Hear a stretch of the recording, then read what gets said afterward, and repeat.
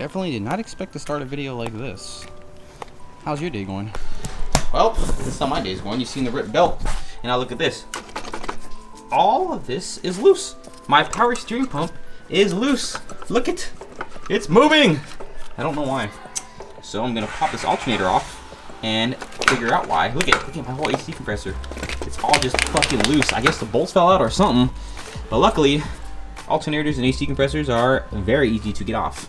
Well, Scooby-Doo and the gang have solved one mystery. One missing bolt. Two missing bolts. I don't know where they went. And I seriously have no idea how they fell off. But that's why my AC compressor is hella loose. So, I need to find some bolts, pull some out of my ass, put them on here, and tighten these things down because this is no bueno. This is no bueno. That is no bueno. And about 20 minutes later, everything's ready back together. I had 2 bolts for this. Finding 3 bolts for this was a pain in the ass, so I only found 2. So let's have on my 2 instead of 3. Alternator, very easy to put back on.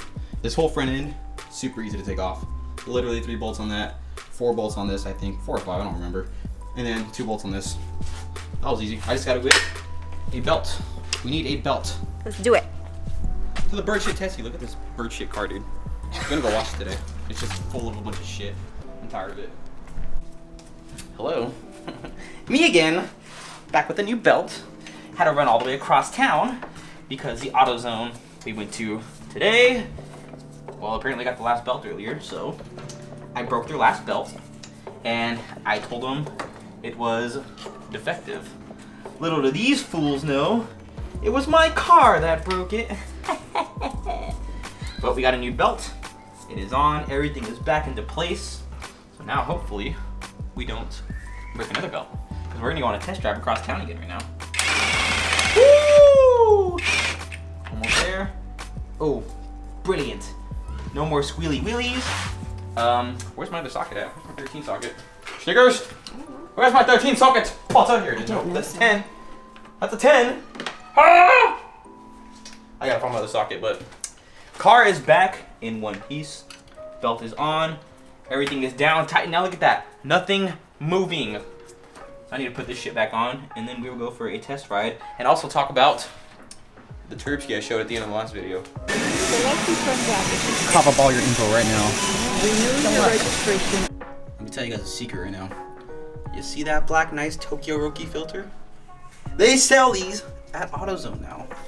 I swear, AutoZone doesn't carry the blue filters anymore. Now they carry Tokyo Rokis. Look at this.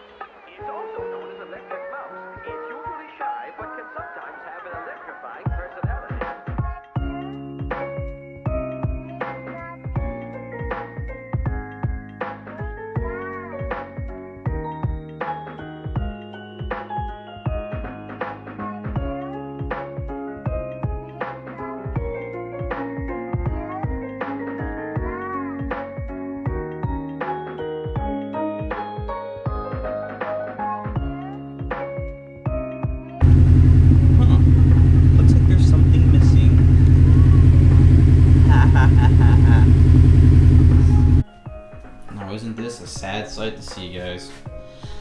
How do we go from, you know, a nice new turbo to being stock again? But you never thought you'd see the STi stock again. And yes, this is my STi. It is mine. But we are getting rid of the stockness because I did go back to stock for a little bit. And by a little bit, I mean about 2 days because the car needed to get smogged. California fun stuff. I literally have stock cats on, stock downpipe, stock intake, stock scoop. Still have the Tomei inlet, but I painted over the Tomei letters so it looks like it's stock to the naked eye. For people who don't know Subarus, this probably looks stock to them. Stock injectors. Flex fuel kit is officially unplugged, but it is, where is that? Here we are. Gonna put this puppy back up right now. It's just unplugged at the TGV where it normally plugs into. So I need to plug it back in, unplug the TGV, plug it back in. We're going to reflash the stock map. We are going to talk about this turb ski because it actually came with an issue. So let me set this camera up and we will finally get to the bottom of this. All right, here it is. The Grimspeed JB400. This is the turbo we're still going to slap on, but here's the issue. You see this? Let me see. Look at that. There's supposed to be a nipple right there. This arrived with the nipple busted. So, of course, you guys know. If anyone's been watching this channel, they know I have the Connect on the hoses and fittings for everything car related, whether it's airlines, oil lines, brake lines. We have the Connect here, my friends. So, we have a replacement fitting that I will be throwing on. And I don't even think it's focusing on it. Stupid camera won't focus, but just know that it is a replacement fitting where you just literally unscrew this. I already loosened it, that's why it's coming off so easy. Loosen that. Slap the new one on with some Loctite, because funny enough, people are going to be like, why aren't you using any sealant on it or anything? Well, when I called Grimspeed, because yes, I did call Grimspeed, and I told them what happened, they said, long story short, I didn't order it from Grimspeed, I ordered it from Rally Sport. Rally Sport is taking forever. I love Rally Sport Direct, don't get me wrong, but they are taking forever to solve this issue, and our tune appointment is about 4 days away. So I've been waiting for about 3 to 4 days for an answer from Rally Sport. Our tune is 4 days away.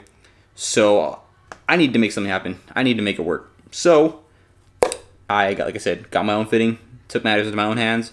We're getting this thrown on. I still haven't heard from Rally Sport. Still waiting for them. They said they're still processing my request. But at this point, I don't know what they're going to do. I really don't. They said they'll have the issue solved before Monday for sure, which is soon.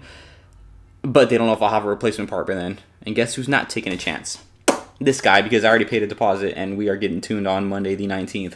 So we are going to just, again, slap our own fitting on. JT Hose and Fittings, always coming through. Put some Loctite on it because Grimsby said that's all they use on there. I called them and asked them, like, hey, you guys use any sort of sealant on your fittings or anything for the compressor wheels? Just a little Loctite. Say less. Got Loctite ready to go. Put some on this fitting. Slap this fitting and tighten it down on the turbo. And we start pulling stock parts off and putting on the happy stuff. So we got the injectors on, which means old stockies get to go sit for another 2 years now that Smoggerino is done.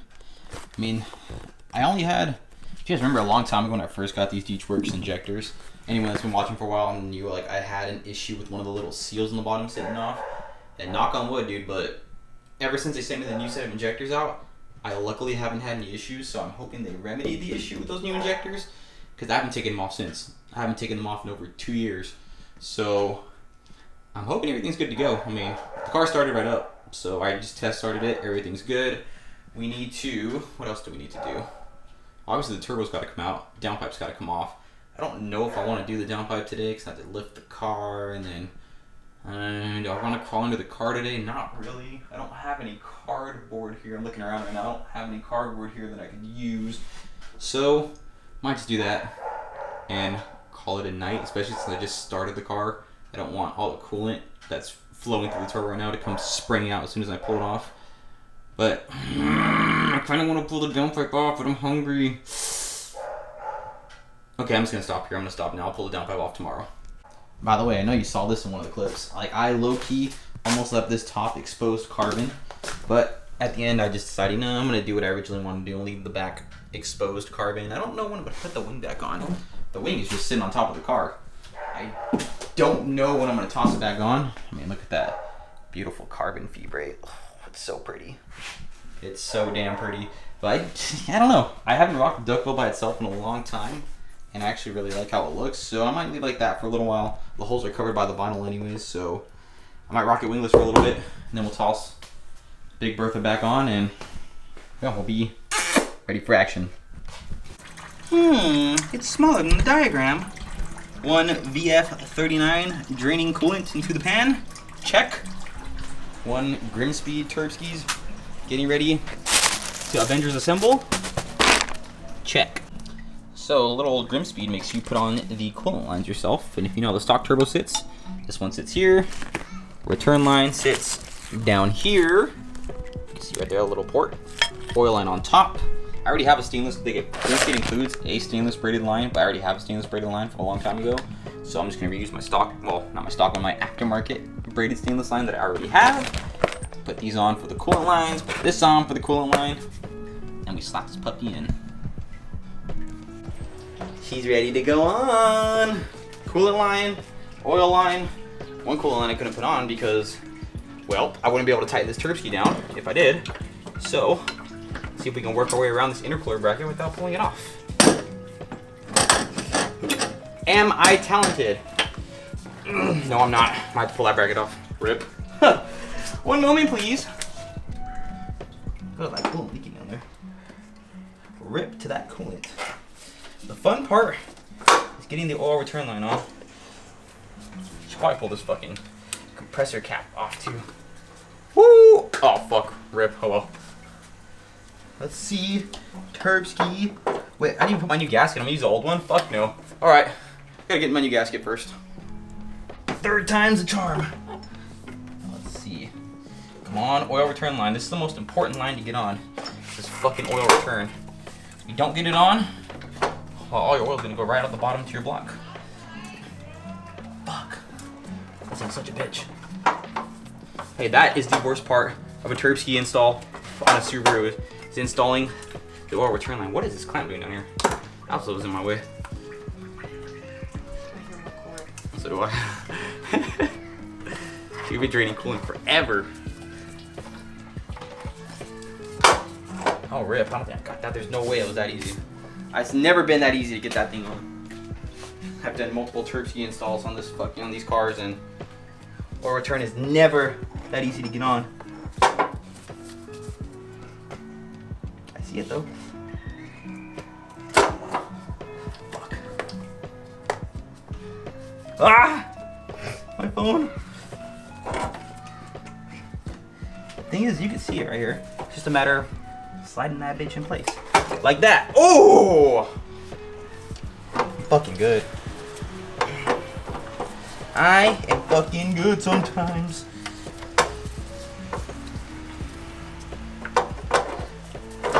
Oh. Oh. Ooh. That's how you install an EJ turb ski. Very straightforward, my friends. 3 bolts on the pipe. 3 bolts to put it back on. Whew. I need to bolt this thing down and put the inlet on. Look at new parent inlet going on, but painted over the parent logo so it looks stock. I'm trying to be low key, even with the Grimspeed turb skis. Do you know what I'm saying? Where did this line come from? Oh, this one for the inlet. Stupid. Yeah. Alright, I need to bolt this back on and put my clamp on the bottom. BRB. Well, looky here. The car is running. Running fine. AFR's fine still. You know, warming up a little bit, but they're fine. AFRs have been fine. I test drove the car already. As you can see, we have a new setup right here. Ignore that. I was actually supposed to pick up a boost gauge from someone, and well, they ended up missing a piece when I got there. So I just threw my Lamco stock one in there for now. That's going to be replaced more than likely by boost or oil pressure, depending on which one I can find. And whatever one I don't get put in there will probably go in here. So if boost goes in here, oil pressure's going to go in here. If oil pressure goes in here, then boost is going to go in here. The wideband is set up, and we are going for another ride because, well, tomorrow's a big tuning day. So I need to go put a little bit of gas. I have a little over a quarter tank. It's going to take me more than that to get, well, about an 1/8 of a tank to get there. So I want to put just a little bit more gas, and yes, we need to get down to 10% ethanol. We're at 12% right now, so we need to waste a little gas. Hello my friends, future me here cutting into this video because I forgot to mention something before. Actually, I'm going to finish editing right now. Before I end off the video, I just want to say Rally Sport Direct actually reached back out to me. They sent me the replacement fitting literally right before the tune, and they also credited me $50 back for the damage that was on the turbo. It's like cosmetic damage, so it's very nice of them. Shout out to you, Rally Sport. I wish I would have got the fitting a little bit sooner, I'm not gonna lie. That's the only semi-disappointing part. But I'll upload pictures of the cosmetic damage right here so you can see it. Check out this cut I got on my finger, by the way. You can't see it. But that is all. Back to original outro. So that concludes this video. On the next one, we are officially going to see Mr. Baines, Gary Baines at Baines Tuning, and get tuned. To say I'm shitting bricks a little bit, yeah, is an understatement, because yeah, my car's healthy. Yeah, it has good compression and all that fun stuff, but when you're going with a bigger turbo setup, you kind of just never know. So we'll hope for the best, expect the worst, but we'll pray for a good outcome, and you guys will see that in the next video. So until then, I cut my binky, by the way. Until then, see you guys later. Goodbye.